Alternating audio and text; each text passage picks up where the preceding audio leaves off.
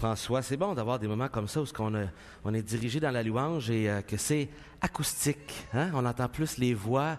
Ça fait partie de l'équilibre des choses, d'avoir des moments avec un groupe au complet, d'avoir des moments avec juste acoustique comme ça, la variété. C'est bon, hein? Amen? Et on a appris ça à l'Église baptiste de Trois-Rivières, la variété d'instruments, la variété de dirigeants de louange avec différents styles, différents chants, variété de prédicateurs. C'est bon pour notre âme, ça nous montre la variété dans le corps de Christ, hein? Et le besoin d'avoir un peu de saveur de tous. Parce que, évidemment, un corps, c'est une famille, c'est une multitude de gens, tous différents, mais qui se complètent les uns les autres. Et c'est de toute beauté de voir ça même devant nous, sur la plateforme, ceux qui nous servent. Merci Seigneur pour cela.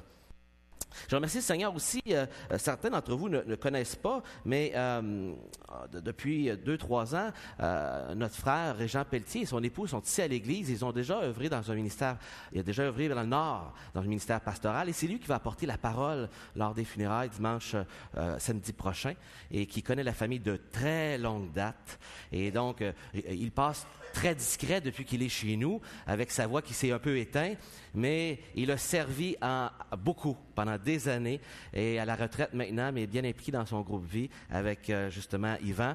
Et on est content que tu puisses bénir la famille par ta présence, Régent. Merci.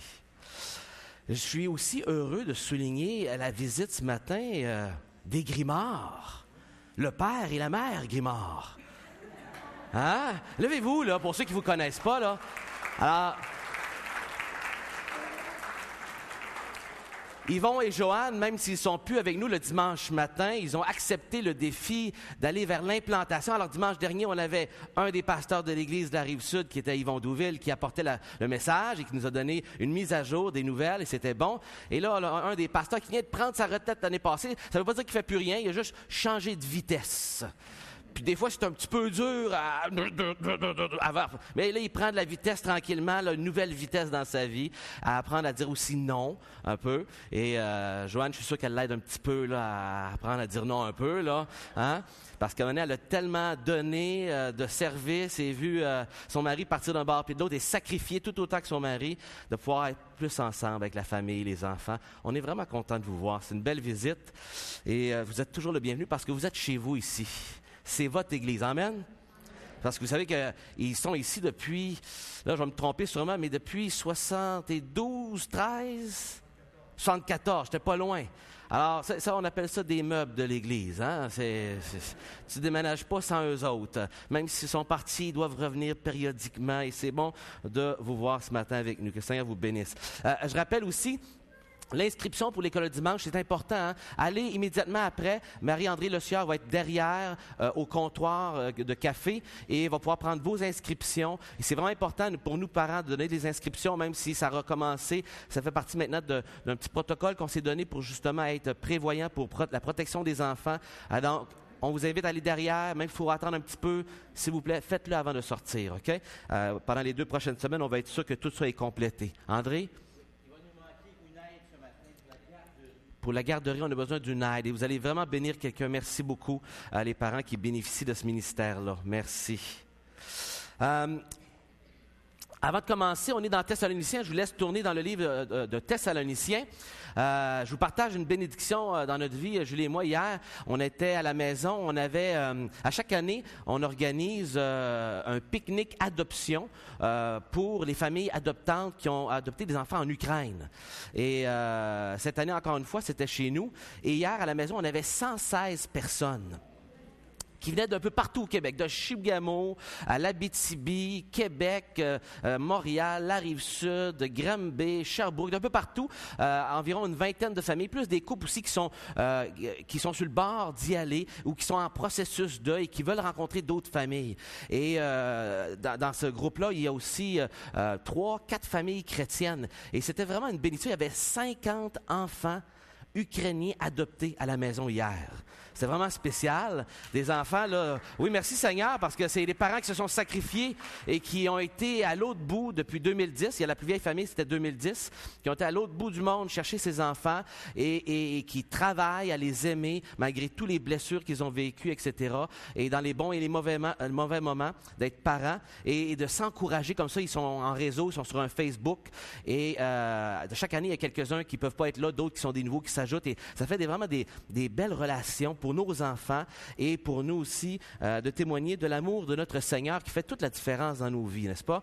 Et de se mettre ensemble, d'entendre les histoires des autres, c'est très intéressant, encourageant. Et pour nous, c'est vraiment un privilège. C'est Julie qui organise ça.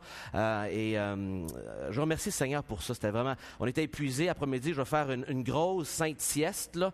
Mais merci Seigneur pour cette belle journée. Puis en plus, il faisait soleil. L'année passée, c'était chez nous aussi, mais il pleuvait. On était 115 dans la maison. Imaginez les enfants, il y en avait autant d'enfants là, qui rentraient les pieds de bas mouillés dans la maison. Il y avait plein de pieds de bas partout, aux 3 étages. C'était terrible. Là. Fait qu'on a dit merci Seigneur pour le beau soleil. On le prend pas pour acquis. Le beau soleil qu'il nous a accordé. La piscine était remplie. Ça avait l'air d'une piscine municipale. Là. Fait que j'ai fait le sauveteur un certain temps. Puis personne ne s'est noyé, Dieu merci. Alors, on est dans le livre aux Thessaloniciens. Je vous invite à y tourner, à la petite épître aux Thessaloniciens. Et on va être dans ce livre pour les 9 prochaines semaines d'affilée, Dieu voulant. Et on va regarder cette épître qui a pour titre cette série de 9 semaines, après quoi on va débuter dans le mois de novembre. Et là, dans le mois de novembre, il y a différents dimanches variés, un dimanche des baptêmes, il va y avoir un dimanche pour souligner le dimanche des aînés, en passant, au mois de novembre, on va souligner pour la première fois le dimanche des aînés. Ah! Vous ne saviez pas ça, hein? Puis, on va avoir un prédicateur spécial, très spécial. Un vrai de vrai, là je pense que je peux le dire, là, au-dessus de 85 quand même, là, mais un vrai de vrai vieux, là. Un vrai de vrai, là. Puis, je peux le dire, là, OK? Jacques Alexanian. Mais avec une ferveur puis une force ébranlante. Franchement, là. Et donc, j'ai oublié l'âge exact qu'il a, il est autour de 87-88 ans. Et il a accepté de venir prêcher à ce dimanche-là pour souligner l'importance de nos aînés. Et donc, ça va être un matin spécial. Il va être là le dimanche d'avant aussi. Ça va faire un grand contraste. Un dimanche des orphelins qu'on a fait l'année dernière et qu'on va souligner aussi par un témoignage particulier. Donc, le mois de novembre va être très varié. Mais avant cela, on fait une série de 9 semaines. Et c'est vivre l'Église dans l'attente de Jésus ou dans l'attente de notre Seigneur Jésus. Comment se vit l'Église lorsque l'Église regarde au Seigneur Jésus et anticipe son retour? Ce que l'Église devrait toujours faire, n'est-ce pas? Et cette épître est vraiment caractérisée dans les épîtres de Paul, parmi tous les autres, à anticiper, à parler, d'écrire et vivre, et comment on doit vivre sur différentes sphères que vit l'Église comme chrétien, dans cette attente-là. Comment ça se comporte un chrétien qui attend le Seigneur Jésus? Qu'est-ce qu'il fait chaque jour? Comment il vit? Quelle sorte d'attitude et de caractère est-ce qu'il a? À quoi ressemble cette Église qui a les yeux sur le Seigneur? Comment ça se manifeste dans le quotidien? Et c'est ce qu'on va regarder au cours des prochaines semaines. Le pasteur Benoît Lavergne aussi va, là où je ne serai pas là, c'est lui qui va continuer et on va se relayer pour faire cette série ensemble. Et je suis vraiment heureux de le faire. Je crois vraiment que l'Église de Christ a besoin d'entendre cette exhortation que le Seigneur revient bientôt. On l'oublie. On est tellement distrait. Tout autour de nous est là pour nous distraire, nous faire oublier, nous engourdir et tout à coup se faire embarquer et oublier qui on est, d'où on vient et où est-ce qu'on va. Et cette épître nous ramène continuellement les exhortations dans la perspective que le Seigneur revient bientôt, dans l'attente de son avènement. C'est une source de consolation, c'est une source de motivation, c'est une source de garder les yeux à la bonne endroit pour être de faire la bonne décision aujourd'hui, maintenant. Pas la semaine prochaine. Aujourd'hui, maintenant. Que le Seigneur peut venir n'importe quand. Et je crois fermement que si vraiment on gardait devant les yeux, dans notre esprit, que le Seigneur peut revenir maintenant, que le Seigneur peut venir en auto pendant qu'on va être en train de revenir à la maison, qu'il peut venir à n'importe quel moment, notre manière de parler, de penser, nos priorités dans la vie, notre manière de servir Dieu au quotidien, dans notre manière de vivre, notre manière de parler de Jésus, de parler aux autres, notre manière de gérer les relations conflictuelles, la manière de gérer notre argent, la manière de parler ou de ne pas parler avec mon voisin, de me comporter autrement, tout est affecté dans toutes les sphères du quotidien si vraiment je saisis que le Seigneur peut venir n'importe quand et que je dois être prêt. Le Seigneur Jésus est un de ceux qui fait les plus grands discours qu'on retrouve dans les évangiles sur le fait qu'il va revenir un jour et l'avertissement d'être prêt, d'être sobre. Et le but de prendre cet épître-là, c'est de nous équiper comme Église, de nous rappeler, de nous mettre sur le bout de nos pieds, prêts à partir, mais bien branchés avec le quotidien. Parce que certains sont des fans finis de l'avenir. Certains vivent dans l'avenir continuellement, que ce soit face à la foi. Ils ont juste hâte de mourir pour être avec le Seigneur. Ou ils ont juste hâte d'être délivrés de la maladie. Ou ils ont juste hâte de ne plus travailler. Ils ont juste hâte que le Seigneur les délivre de leur situation ou de leurs blessures et de toutes sortes de... Et c'est correct d'avoir hâte, mais ils vivent tellement dans l'avenir qu'ils n'arrivent pas à être branchés sur le moment présent. Ou de ceux aussi qui anticipent tellement l'avenir qu'ils lisent tout ce qui sort sur l'avenir, sur l'Internet, tous les prédicateurs, sur la fin des temps, mais qui ne parlent pas à leurs enfants, qui ne travaillent pas à leur vie de couple. Mais parler de l'avenir, puis là, il s'est passé telle affaire en Europe, là, puis les dernières actualités, puis de faire des liens avec Israël qui se passent. Là. Mais au quotidien, pas arriver à dire, ouais, mais pour honorer le Seigneur, en attendant qu'il vienne, il veut que j'aime ma famille. Il veut que je communique ma foi aux autres, que j'aime mon prochain pour transmettre l'amour du Seigneur Jésus. Tellement à vivre dans l'avenir qu'il en oublie le présent. De se sacrifier tellement pour l'avenir, tout comme les gens avec des finances, des fois, ils sacrifient tellement pour assurer leur retraite qu'ils sont cheap dans le moment présent. Mais qu'est-ce que ça sert de placer autant pour la retraite si tu ne peux même pas vivre au quotidien et de bénéficier de ce que Dieu t'accorde? En le partageant, en bénissant d'autres personnes, mais tellement vouloir placer pour l'avenir que je ne vis pas branché à 100% aussi dans mon présent, mais les yeux à bonne place. Vous voyez?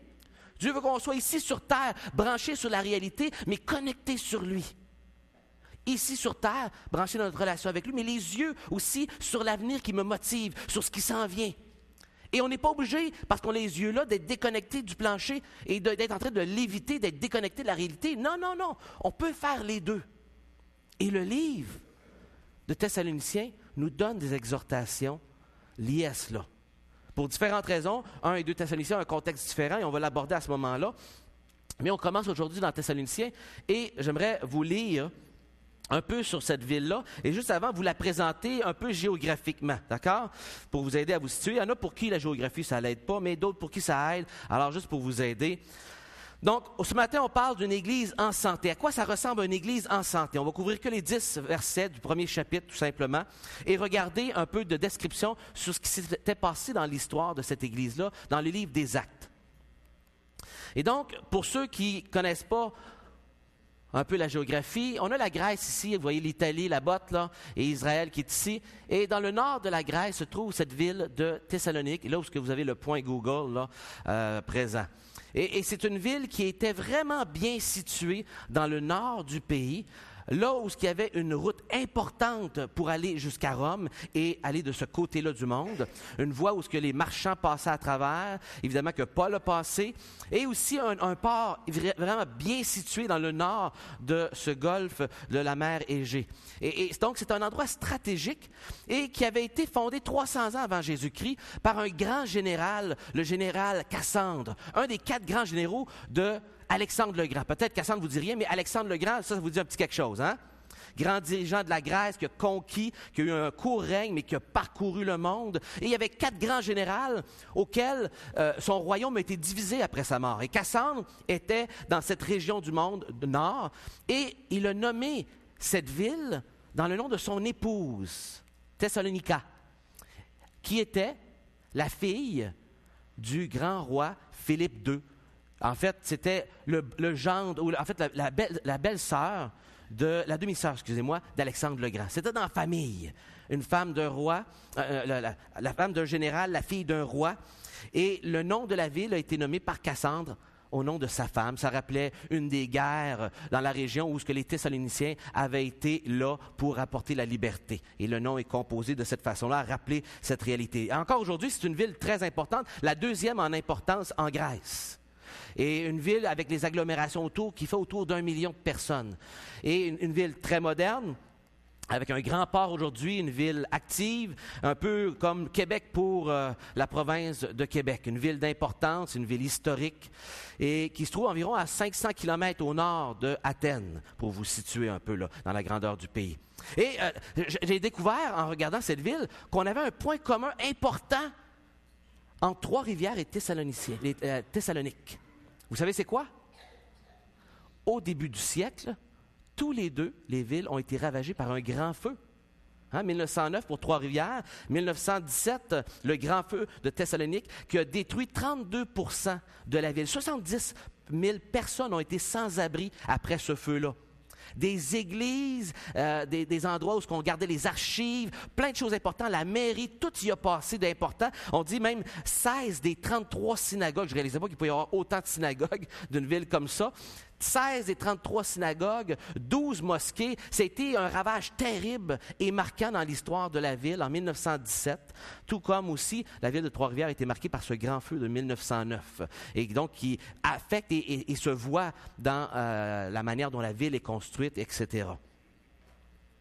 Maintenant, une des choses importantes qu'il faut savoir, c'est que Paul est passé par cette ville et c'est de là que vient justement cette épître. Et j'aimerais qu'on garde le doigt dans le Thessaloniciens avant de le lire et qu'on aille dans le livre des Actes des Apôtres, dans le chapitre 17. Et c'est avec ça qu'on va commencer la lecture aujourd'hui, ce matin, avant de prier le Seigneur.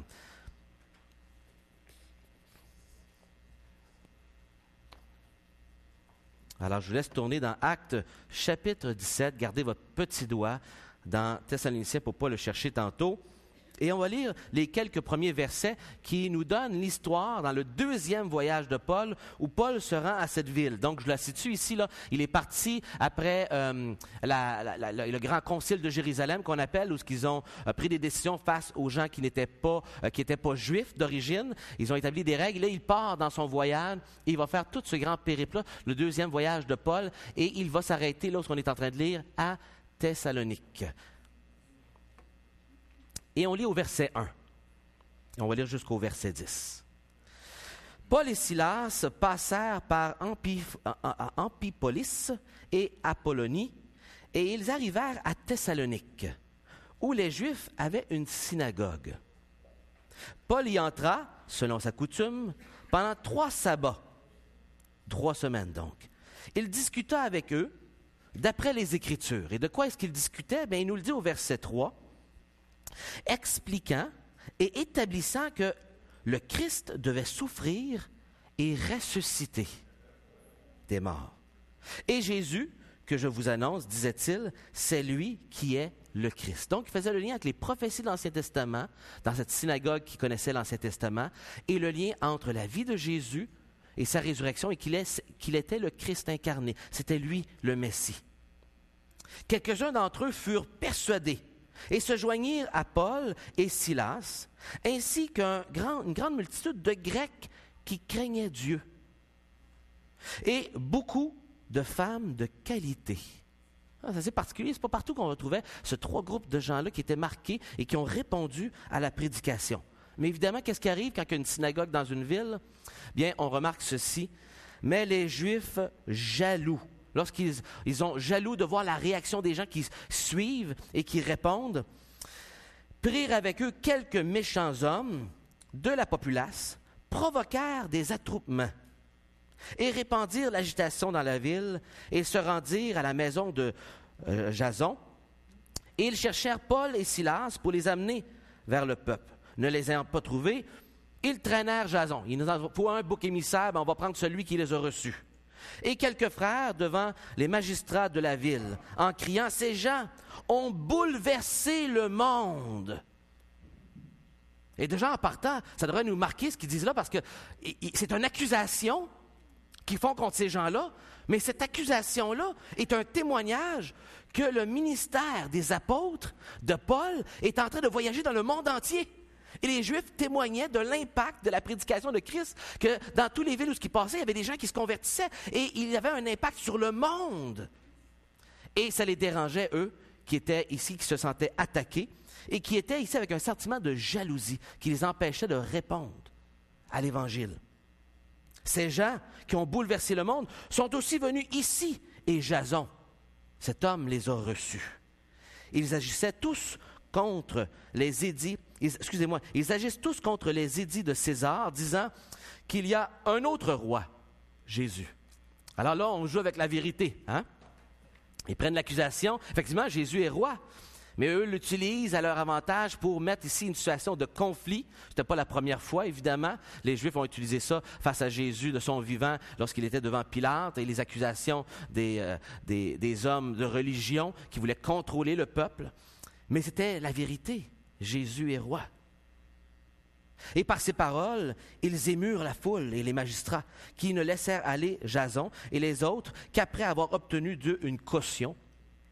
Aussitôt, les Juifs les frères firent partir de nuit Paul et Silas pour Bérée. Lorsqu'ils furent arrivés, ils entrèrent dans la synagogue des Juifs. Et donc, cette situation de tension a forcé Paul à ne pas rester là longtemps. Les frères ont considéré qu'il était mieux de partir que de devoir faire face ici à la justice. Et parfois, Dieu permet qu'il fait face à la justice.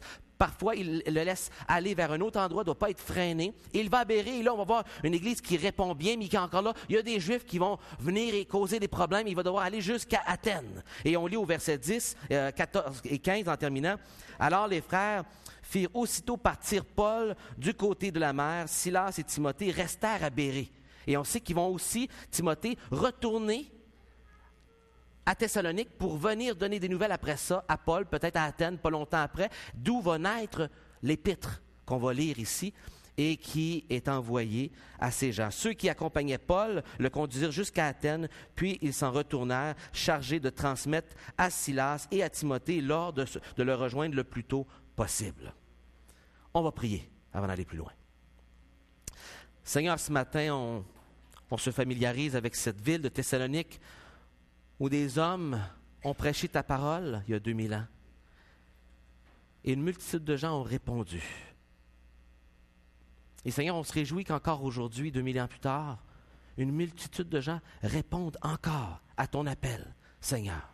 Répondent en plaçant leur foi en Jésus-Christ, mort et ressuscité, le Christ tant attendu, le Messie, et qui encore aujourd'hui se réunissent, premier jour de la semaine, rappelant le jour de ta résurrection, célébrant, Seigneur, ta grandeur, ta résurrection et ta puissance dans nos vies.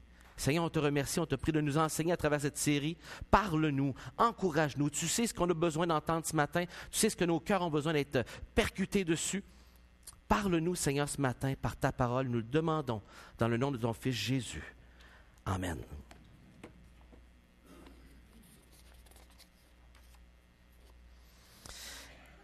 Et donc, je vous ai lu ces quelques versets pour vous situer de cette Église. Je ne vous dirai pas beaucoup d'autres choses que le fait que quelques mois après, on peut imaginer que Timothée est venu, il a donné des nouvelles, et c'est ce qu'il nous dit dans le chapitre 3, qu'il a reçu des nouvelles de Timothée.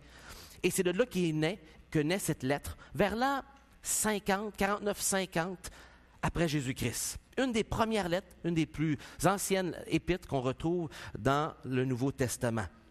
Et c'est dans ce contexte-là d'une Église qui avait été persécutée, qui n'avait pas pu rester longtemps, que Paul écrit et il mentionne dans le chapitre 3 justement qu'il veut retourner en espérant compléter ce qui manque à leur foi. C'est-à-dire, il sait qu'il n'a pas pu rester longtemps, mais qu'ils ont tenu ferme à travers la persécution. Il a eu des bonnes nouvelles à leur égard et il anticipe retourner chez eux pour compléter des choses qu'ils ont besoin pour leur foi. Et le chapitre 1 va se consacrer, avant de donner de ces enseignements-là, va se consacrer à revenir sur cette Église-là qui a un bon témoignage et qui démontre une bonne santé. Et ce matin, j'aimerais qu'on se concentre vraiment sur les signes de bonne santé qu'on retrouve, 3 caractéristiques qu'on retrouve chez ces gens de Thessalonique, en toute simplicité, 3 qualités qu'ils avaient qui démontrent leur santé et qui, j'espère, se trouvent dans nos vies. Et qui se veut évidemment une exhortation, un encouragement à s'évaluer gracieusement avec le Seigneur. Seigneur, est-ce que ces 3 qualités de santé se trouvent dans ma vie ce matin? En toute simplicité. Je n'irai pas dans le grand détail du contexte de l'époque. J'aimerais juste regarder ces quelques versets et particulièrement 2-3 versets sur lesquels on trouve ces traits de santé. Donc, on retourne maintenant dans Thessaloniciens où on va lire ces quelques versets. Paul et Silas et Timothée à l'église de Thessalonique. Et remarquez ici que Paul ne met pas son titre d'apôtre. il n'a pas besoin de mettre son titre d'apôtre pour prouver quoi que ce soit. Il écrit aussi en se mettant comme des égaux avec Sylvain et Timothée, qui avaient été missionnaires, qui avaient été des hommes de Dieu, qui avaient apporté la parole dans ce lieu-là. Et ils écrivent à trois cette exhortation de leur part à l'église de Thessalonique, qui ont dit « qui est en Dieu ». Cette église est en Dieu le Père et en Jésus-Christ le Seigneur. Et donc, d'où son importance, elle est en Dieu le Père et Jésus-Christ le Seigneur, et que la grâce et la paix vous soient données. Des salutations assez typiques de l'apôtre Paul. Et il commence aussi avec un remerciement au Seigneur. Et son remerciement, c'est vraiment le centre de notre attention. Dans son remerciement se trouvent les qualités pour lesquelles il loue Dieu, les qualités qui se trouvent dans cette Église-là. Et nous rendons continuellement grâce à Dieu pour vous tous, faisant mention de vous dans nos prières, nous rappelant sans cesse l'œuvre de votre foi, le travail de votre amour, et la fermeté de votre espérance, ou en fait plus précisément, la persévérance de votre espérance en notre Seigneur Jésus-Christ devant Dieu notre Père. Nous savons, frères bien-aimés de Dieu, que vous avez été élus. Notre évangile ne vous a pas été prêché en parole seulement, mais avec puissance, avec l'Esprit Saint et avec une pleine persuasion, car vous n'ignorez pas que nous nous sommes montrés ainsi parmi vous à cause de vous. Et vous-même, vous avez été mes imitateurs et ceux du Seigneur en recevant la parole au milieu de beaucoup d'afflictions. Et il fait référence ici à ce qu'on a lu tantôt, la persécution, la jalousie des Juifs qui ont donné de la misère, qui ont couru après Paul de ville en ville pour empêcher et qui donnaient de la misère à ceux qui, évidemment, avaient cru. Ça leur dérangeait que des gens non-juifs avaient cru dans le fameux Messie qu'ils proclamaient. Ça leur dérangeait que des membres de la synagogue étaient sortis et là s'attachaient à ce Jésus-là. Ils en étaient jaloux et ils persécutaient ces gens-là. Et ces gens-là avaient accepté le Seigneur dans leur vie, dans ce contexte difficile d'oppression. Ce qui manifestait justement qu'il y avait quelque chose qui avait changé pour qu'ils osent prendre cette décision-là dans les tensions que ça leur causait autour d'eux. Beaucoup d'afflictions avec la joie du Saint-Esprit. Déjà là, on voit ici deux mentions de l'Esprit Saint. Il y avait de la puissance, il y avait un travail profond. Et la raison pourquoi cette Église-là a les caractéristiques que je vais vous souligner ce matin, bien, ce n'est pas étrange au fait que l'Esprit de Dieu a fait le travail dans leur cœur, que l'Esprit de Dieu habitait en eux. On peut essayer d'avoir ces belles qualités de santé et on peut essayer de craquer la bonne santé spirituelle d'apparence en faisant des choses, mais ça ne durera pas si ça ne vient pas d'une force intérieure qui nous dépasse, la force de l'Esprit Saint, qui lui fait la transformation en nous. Pas nous en se craquant de religiosité et de bonne morale et de bonnes choses à faire et de bonnes pratiques et de bonnes disciplines. Non, c'est vraiment ici clair que l'Esprit de Dieu est à l'origine de ces qualités-là. Et donc si ce matin, vous n'avez pas reçu le Seigneur Jésus-Christ, vous ne pouvez pas vous infliger le poids d'avoir ces qualités-là. Ça vient lorsqu'on croit en Jésus et que l'Esprit de Dieu vient en nous et fait une œuvre miraculeuse. Et c'est vraiment important à souligner ici. Avant de même garder ces qualités-là, ça vient de l'Esprit Saint. Ce n'était pas juste de la religiosité qui peut être faite artificiellement. Et qu'est-ce que ça faisait? Bien, en sorte que vous êtes devenus un modèle. Cette petite Église sortie de la persécution, qui étaient des enfants dans la foi très jeunes, étaient devenus rapidement des imitateurs de Christ, des imitateurs de Paul qui imitaient Christ. Et ils ont maintenant un témoignage modèle devant les autres églises. On ne pouvait pas dire ça de toutes les églises. Mais eux étaient déjà des modèles dans leur jeune vie chrétienne. Et donc, ça vient nourrir ici notre tête. C'est quoi qu'ils faisaient? C'est quoi qui les démarquait? Qu'est-ce qu'ils ont qui les démarque comme ça, qui les louange aussi grandement dans sa prière? Et le fait qu'il est devenu un modèle pour tous les croyants de la Macédoine, de l'Achaïe. Non seulement, en effet, la parole du Seigneur a retenti. Le mot « retentir » ici est intéressant. C'est un verbe duquel vient notre mot « écho ». Écho, écho, écho, écho. On aime ça dans une montagne, lorsqu'il y a une belle vallée, là, crier « Hey-oh! Hey-oh! » C'est de là que vient le mot « retentir ». Il dit Votre témoignage était tellement fort que c'est devenu un écho dans une vallée qui s'est transporté naturellement dans les vallées, dans les collines, à travers toute la région de la Grèce. Votre témoignage se transporte naturellement comme une voix porte dans une vallée, un écho. C'est pas beau, ça? C'est pas quelqu'un qui racontait des choses, non, ça se transportait naturellement. Ce qui se passait dans leur vie, la transformation, c'était un retentissement, un écho qui se portait dans la région. Et pour les croyants de toutes les églises, cette jeune église, leur foi, leur ferveur était devenue un modèle. Wow! A retenti chez vous dans la Macédoine et dans l'Achaïe, donc toute la Grèce en réalité, même un peu plus vaste que la Grèce actuelle, la Macédoine. Mais encore, votre foi. Donc, ils ont la foi, ces gens-là. Ça provient de la foi. La foi en Dieu s'est fait connaître en tout lieu, de telle manière que nous n'avons pas besoin d'en parler. On n'a pas besoin de dire que vous êtes chrétien. On n'a pas besoin de dire que l'Esprit de Dieu est en train de vous. Ça se raconte partout. Et n'est-ce pas ce qu'un chrétien devait être? Les premiers chrétiens ont été appelés chrétiens parce qu'on les a vus, on dit, ah, chrétiens. Ils agissent comme le Christ. Donc, c'est des chrétiens. Ce n'est pas les chrétiens qui se sont appelés des chrétiens. C'était les gens qui observaient les chrétiens qui ont dit, ah, ces gens-là sont comme Christ. C'est des chrétiens. Et ça, c'est un témoignage puissant, non seulement pour les croyants qui savaient ce qui se passait chez eux, mais pour les gens de l'extérieur qui savaient, oh, ces gens-là, c'est des suiveux là, du Christ là, en Israël, là, puis on a entendu parler de prédicateurs itinérants, là, puis ils parlent d'un Messie. Là. Ben, ces gens-là, c'est des suiveux de lui. Là. Est-ce qu'on est connus, nous autres, comme des suiveux de lui là, qu'on sac avec au Québec? Hein? Est-ce qu'on est connus naturellement? Ah, comment ça, elle est différente au travers? Ah, elle c'est une chrétienne. Ah, OK. Que c'est les autres qui racontent pourquoi on est comme on est, qu'on fait ce qu'on fait. Ou est-ce que c'est nous autres qui devons parler de qui on est? Parce que ce n'est pas assez clair. Hein? Et c'est une réflexion. Pourquoi? Bien, regardez ce qui se passait dans leur vie. Regardez bien. Qu'est-ce qu'on raconte? Car on raconte à notre sujet quel accès nous avons eu auprès de vous. Ils ont été très réceptifs de ces hommes qui sont venus. Comment vous vous êtes convertis à Dieu. En fait, l'expression ici, vous vous êtes tournés vers Dieu. C'est une expression qui est devenue synonyme de la conversion. OK? Premièrement, en abandonnant les idoles pour servir Dieu vivant et vrai, et pour attendre des cieux son Fils qu'il a ressuscité des morts, Jésus qui nous délivre de la colère à venir. Voilà ce qui caractérisait cette Église. Regardez bien. Je l'ai mis en résumé de cette façon. Il mentionne au verset 3 qu'on trouve 3 caractéristiques chez eux. Ils avaient la foi qui agissait. Et c'est intéressant, la Bible nous dit que ce n'est pas normal une foi qui n'agit pas. Ils avaient un amour actif et votre ferme espérance ou votre persévérante espérance. Ça se dit mal en français, évidemment, c'est pour ça qu'ils l'ont traduit de même, mais c'est le mot. Et de l'autre côté, on nous donne ce que ça produit en gestes concrets.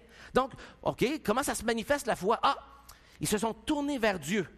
Mais comment s'est manifesté leur amour? Ah, ils se sont détournés des idoles pour servir Dieu. Ah!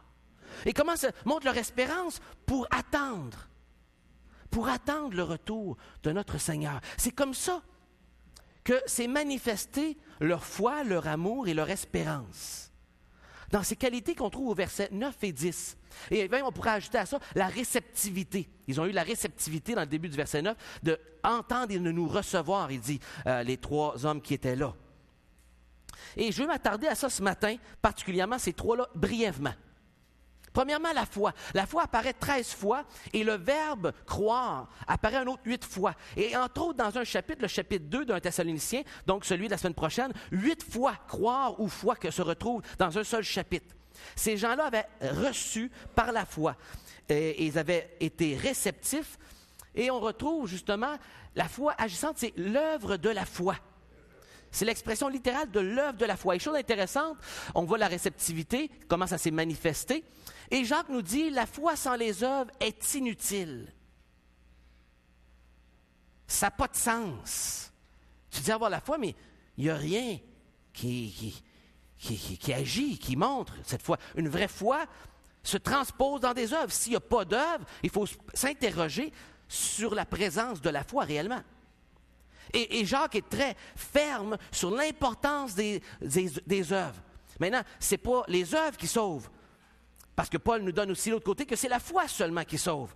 Mais Jacques veut mettre l'accent sur le fait que devant Dieu, oui, la foi sauve, mais devant les hommes, la foi se montre comment? Par des œuvres. Par des œuvres. Sinon, c'est des belles paroles, mais ce ne sont que des paroles. Mais qu'est-ce que la foi? Bien, j'aimerais vous lire ces quelques versets dans l'Épître aux Hébreux. Je vais juste retrouver ma feuille parce que je me suis avancé rapidement. Et c'est justement notre frère Yvon Douville qui nous parlait de la foi la semaine passée, justement. C'était un de ses points. Et on lit dans Hébreux chapitre 11, et en fait, ce n'est pas le verset 6, c'est le verset 1 et 3. « Or, la foi est une ferme assurance des choses qu'on espère. Une démonstration, donc ça se démontre, de celles qu'on ne voit pas. C'est par la foi que nous reconnaissons que le monde a été formé par la parole de Dieu. Que la foi se manifeste déjà en partant que c'est Dieu qui a parlé et que la terre a produit. Que la création est venue par la simple parole de Dieu. Il commence la foi avec la notion de Genèse chapitre 1. Le prenant littéralement, que ce n'est pas une évolution de hasard, des explosions cosmiques, non, il relie la foi que ça commence par le fait d'accepter que Dieu parle et que les choses arrivent. Et que Genèse chapitre 1 est le début de tout cela. Que le début du monde a commencé par un créateur qui parle seulement et que ça arrive et que c'est suffisant. Et ça, c'est la foi de croire ça, d'accepter cela. Et il continue en disant, en sorte que ce qu'on ne voit pas n'a pas été fait de choses visibles. En résumé, là, ce qu'il dit, c'est de prendre Dieu simplement au mot et vivre au quotidien en conséquence. La foi, c'est de prendre Dieu au mot et de vivre au quotidien en conséquence de ces paroles-là, de manière conséquente. C'est ça la foi. De savoir quelque chose et d'agir comme un fait. Une des choses que j'aime bien voir lorsque quelqu'un est nouveau dans la foi, c'est sa réceptivité et son intérêt pour l'Évangile. Notre rôle, c'est pas de dire « Ah, lui, il a la foi.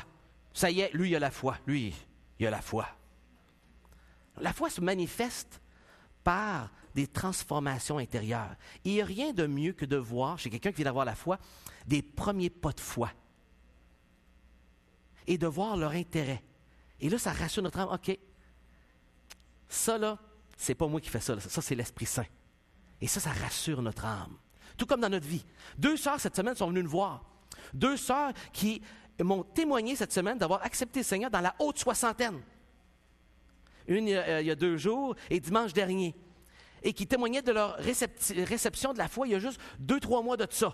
Il y en a même une qui me disait, elle dit, avant, quand je venais, tu me tapais ses nerfs, je t'aimais pas, toi. Moi, j'aime ça, les gens francs. J'aime ça. Ah oui, pourquoi vous ne m'aimiez pas? J'aime ça. Et puis, elle m'expliquait qu'elle ne comprenait pas au début. Tu sais, il y avait un voile. Puis elle dit, là. Elle dit, là.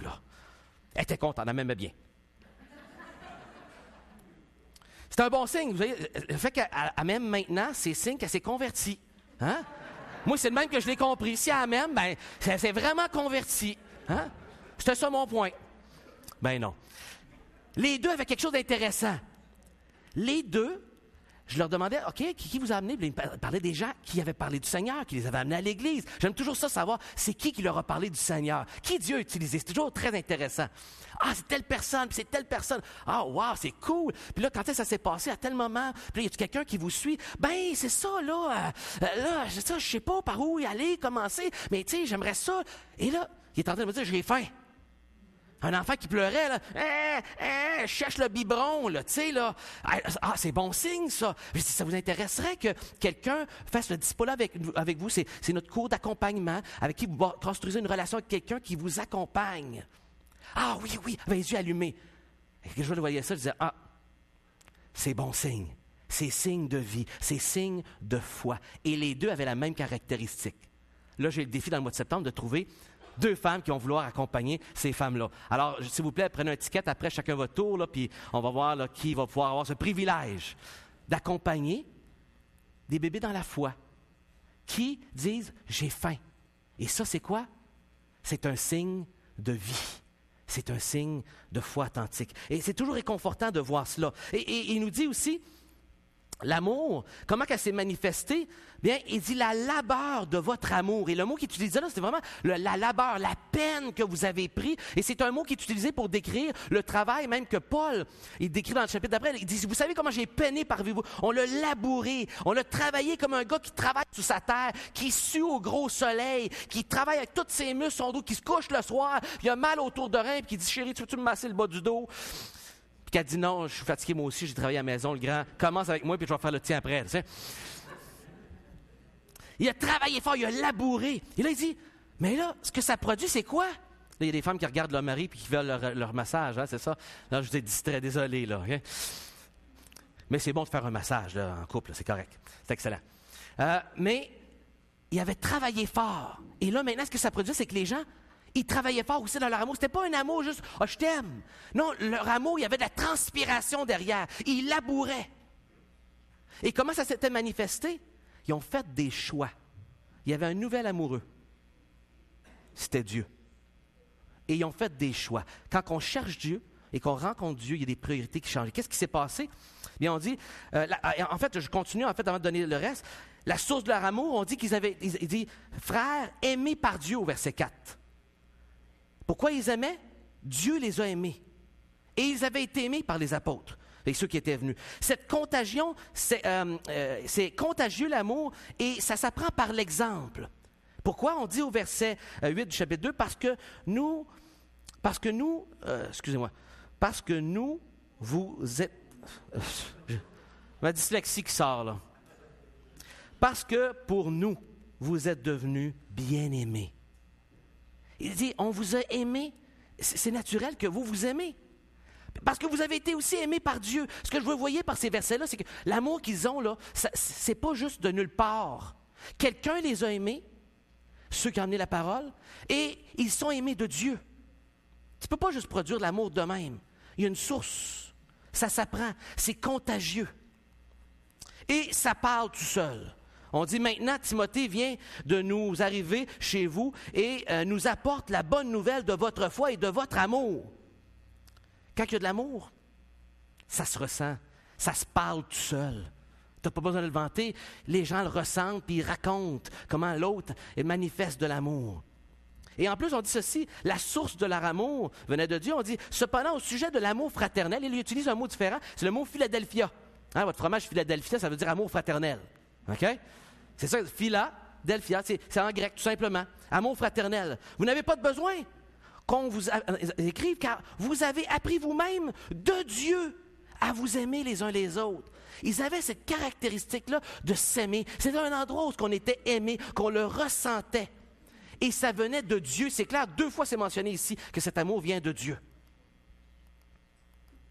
La croissance vient aussi être un fruit de cet amour-là. Et le verset du chapitre 3, verset 12 dit que Dieu fasse croître et abonder par l'amour envers les autres, comme nous aussi envers vous. La croissance vient et découle de l'amour. Lorsqu'il y a de l'amour, il y a de la croissance. Un enfant qui est aimé grandit en santé. Un enfant qui manque d'amour, ça paraît, ça laisse des grandes carences. Un enfant qui n'a pas été pris, caressé, sécurisé dans des bras, nourri lorsqu'il n'avait de besoin, qui a été parlé avec un ton aimant, qui a été élevé avec amour, une discipline aimante. Ça paraît que celui qui ne l'a pas eu. L'amour produit naturellement une bonne croissance chez l'enfant et dans l'Église, mais elle vient de Dieu. Et là, on vient de lire ce verset-là, justement. Avoir de l'amour pour nos pasteurs. Alors là, je n'ai pas choisi ce verset-là, ça m'est tombé d'un bras en regardant le mot amour à travers le livre. Mais c'était là, il fallait que je le dise, même si je suis en avant. Pour nous, prions, frères, prions, frères, pour avoir de la considération pour ceux qui travaillent parmi vous, qui vous dirigent dans le Seigneur et qui vous exhortent. Ayez pour eux, de l'affection à cause de leur œuvre. Soyez en paix entre tous. Donc, pas juste pasteur, mais entre tous, de l'amour. Il y avait de l'amour dans cette Église-là et c'était inspirant. Et ça se manifestait par des choix. Lorsqu'on se tourne vers Dieu, nécessairement, nous devons nous détourner de nos idoles, de ce qui nous contrôlait avant, de ce qui était notre esclavage. Et cela se manifeste maintenant par de l'énergie qui est maintenant orientée vers Dieu, à le servir. Et le fait qu'ils s'étaient détournés des idoles, qu'ils s'étaient tournés vers Dieu pour le servir, était une manifestation de leur amour, des priorités qui avaient changé dans leur vie. La preuve de notre liberté est que nous puissions abandonner nos esclavages, nos idoles. Et il faut savoir ici que pour eux, là, à 50 km au loin, il y avait le mont Olympe, où ce que le dieu d'Olympe devait vivre sur terre. Ils avaient ça devant leurs yeux. Les dieux, il y en avait dans toutes les villes de la Grèce, de manière marquante. Il y avait un choix qu'ils devaient faire. Ils ont abandonné leur Dieu pour servir Dieu vivant. Et ici, le mot « servir », c'est en réalité pour être asservi. Nous, on voit ici servir comme un acte volontaire, mais le sous-produit d'aimer Dieu et de ne plus être esclave de Dieu, et qu'on a été maintenant libéré, c'est de devenir maintenant esclave de Dieu. Et le mot utilisé pour servir, c'est pour être asservi. C'est le mot qu'on utilise pour esclavage, pour esclave. Et donc, on est libéré de nos idoles pour devenir maintenant libre de pouvoir servir Dieu et de devenir son esclave. Ce n'est pas très populaire comme idée aujourd'hui. Je suis un esclave de Dieu. Peu de gens se présenteraient de cette façon-là. Et pourtant, il dit que la réponse ici, c'est de lâcher les idoles, de faire un choix de sortir quelque chose de ma vie qui n'honorait pas Dieu et de mettre quelque chose d'autre. Celui maintenant d'être asservi par Dieu, d'avoir la liberté maintenant de choisir que je vais servir Dieu, celui qui m'a libéré et dont ma vie était perdue auparavant et qui maintenant, parce que je suis libéré, je veux le suivre. Vous savez, même dans le monde, on va regarder des grands films comme Robin des Bois. Et lorsqu'il dans le film, celui des années 2000, des années 90, on voit cet homme musulman à qui il a libéré lorsqu'il est sorti. Et parce qu'il a libéré sa vie, il dit maintenant, je te donne ma vie, il le sert. Il dit, ma vie a un sens maintenant, et il faut que j'élimine ma dette auprès de toi et que je sauve la vie. Et à un moment donné, il va lui sauver la vie, mais il va rester avec lui, mais à un moment donné, il va partir. Mais la notion d'être sauvé une vie amène une dette, même au niveau humain. Mais ici, c'est bien plus que cela. C'est pas juste parce que notre dette ne peut pas être payée. Ce que Christ a payé pour nous ne peut pas être payé par aucun nombre de bonnes œuvres et d'actions et de sacrifices de notre part. Tout ce qu'on peut faire, si on a vraiment saisi, c'est de dire, je veux maintenant être au service de Dieu pour toujours. Prends ma vie, Seigneur. Elle était perdue, tu l'as sauvée. Prends ma vie. Et c'est l'invitation que le Seigneur Jésus fait dans les évangiles lorsqu'il parle de prendre ta croix, de le suivre, d'abandonner ta vie parce que Dieu l'a racheté à un cher prix et de lui abandonner. L'espérance. Troisième et dernier point. La preuve de leur espérance, c'est quoi? C'était qu'ils étaient dans l'attente du Seigneur Jésus. S'ils avaient bien compris, ils avaient une attente maintenant, celui du retour du Seigneur. Et c'était la preuve qu'ils avaient compris l'Évangile. Ils attendaient que revienne du ciel son Fils. Le mot, j'ai un autre verset, qui dit ceci, « Aimer et espérer sont des décisions. » Je n'ai pas touché ce mot-là à mot dans l'autre partie parce qu'ils sont ensemble dans un même verset. Nous qui sommes du jour, soyons sobres. On a une décision à prendre d'être sobres, de ne pas se faire engourdir par le monde. Revêtons la cuirasse de la foi. On a parlé des armes du croyant la semaine passée avec Yvon. Revêtons la cuirasse de la foi. C'est le même auteur, hein? Et de l'amour. Donc la cuirasse ici est de la foi et de l'amour. Et pour casque, l'espérance du salut. Lorsqu'on est sauvé, on a une espérance. Et cette espérance-là est essentielle. C'est-à-dire qu'on sait que Dieu nous a sauvés de nos péchés maintenant, mais que ultimement, notre délivrance va être jusqu'au moment où le Seigneur va revenir, qu'on va se trouver à sa présence et qu'on va être avec lui pour l'éternité. Et jusque-là, on est sauvé, oui, de nos péchés, mais on est aussi sauvé progressivement. C'est ce qu'on appelle la sanctification, c'est-à-dire qu'on devient de plus en plus comme le Seigneur. Et aussi le salut ultime, où jusqu'à la fin, le Seigneur va nous délivrer et qu'on va être avec lui pour toujours. Tous ces mots-là décrivent le salut, tous ces parties du salut. Mais l'espérance du salut, de la délivrance ultime. Et cette espérance-là est essentielle pour le croyant. Elle est essentielle. Et dans le livre, 5 fois, on va parler de l'espérance, qui est 10% de tout le Nouveau Testament. Un petit livre qui, pourtant, 10% de l'usage du Nouveau Testament est dans ce petit livre-là, de ce mot-là. Ça montre l'importance. Et je vous lis cette phrase. C'est une source de protection, cette espérance, contre l'égarement, de la distraction que nous offre le monde temporairement et superficiellement, et garde le focus sur l'essentiel. Cette espérance-là nous garde sur le bon chemin.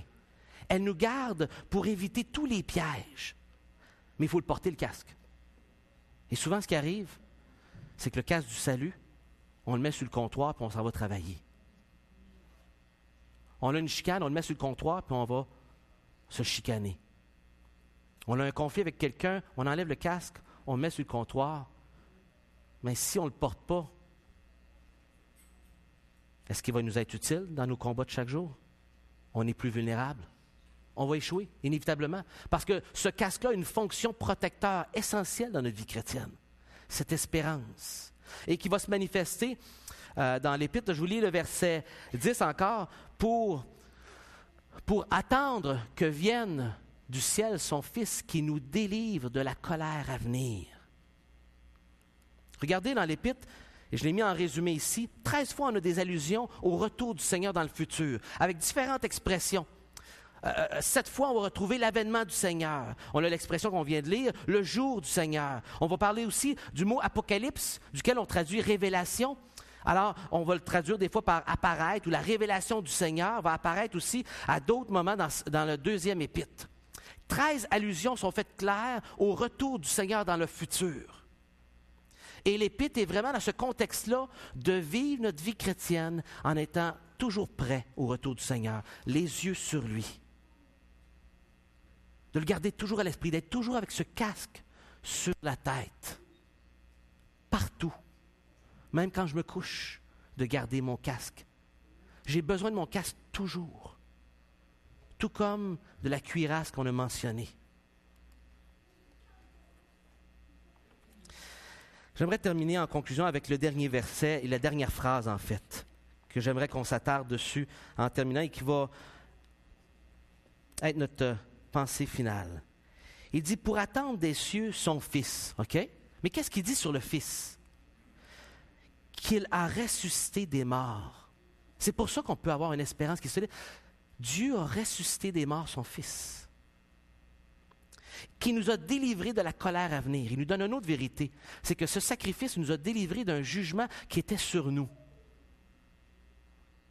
Et pour qu'on puisse accepter par la foi Jésus, qu'on puisse acquérir cette foi, cette espérance, cet amour, il nous faut accepter ces vérités-là. Jésus, pour croire en Jésus, il faut croire que Jésus est mort pour des péchés qui nous causaient un grand jugement, la mort éternelle. Il faut croire aussi qu'il est ressuscité des morts. Et c'est ce qui donne la puissance pour pouvoir croire en lui et croire en ses promesses. C'est un essentiel.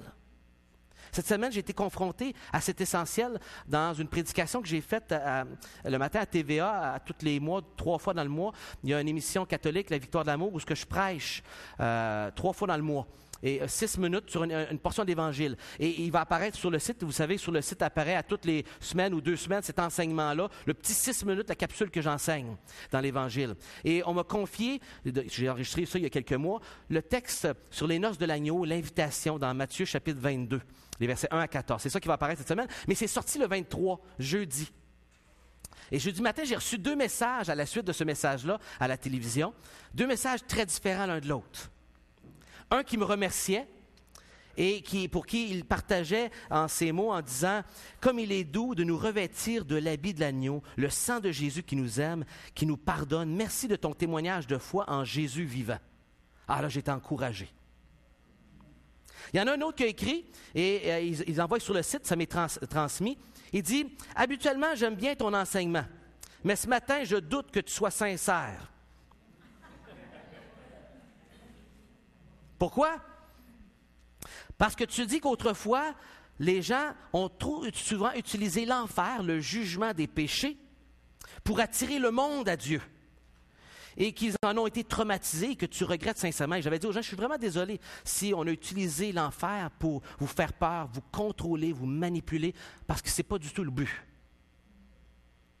Mais après ça, j'ai parlé de l'enfer. Et le monsieur a dit, je doute que tu sois sincère, en voici la raison, réécoute-toi et tu vas voir que tu fais la même chose qu'autrefois. Tu aurais grand intérêt à te procurer le CD d'un franciscain qui dit « L'enfer infiniment improbable », laquelle preuve à l'appui démontre qu'il y a infiniment peu de chances que l'enfer existe.